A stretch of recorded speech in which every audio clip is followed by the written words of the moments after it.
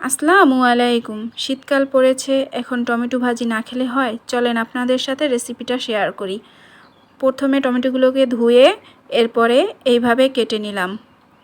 আমি ভাজি করব, তার জন্য একটু বড় বড় পিস করেই কেটেছি। এরপরে পেঁয়াজ কুচি, মরিচ দিয়ে চুলার উপর বসিয়ে দিলাম।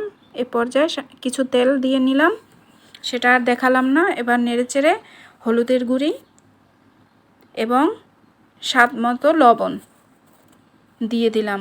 এরপর আবারও ভালোভাবে নেড়েচেড়ে মিশিয়ে নেব এবং সামান্য একটু পানি দিয়ে দিলাম, যাতে করে এটা ভালোভাবে সিদ্ধ হয়। এবার ঢাকনা দিয়ে ঢেকে নেড়েচেড়ে আবার কিছুক্ষণ রান্না করে নেব। আমার রান্না প্রায় শেষের দিকে। এই তো, টমেটো রান্না করতে বেশি সময় লাগে না। রান্নাটা কেমন হয়েছে সবাই অবশ্যই কমেন্টে জানিয়ে যাবেন। পাশে থাকার জন্য ধন্যবাদ সবাইকে।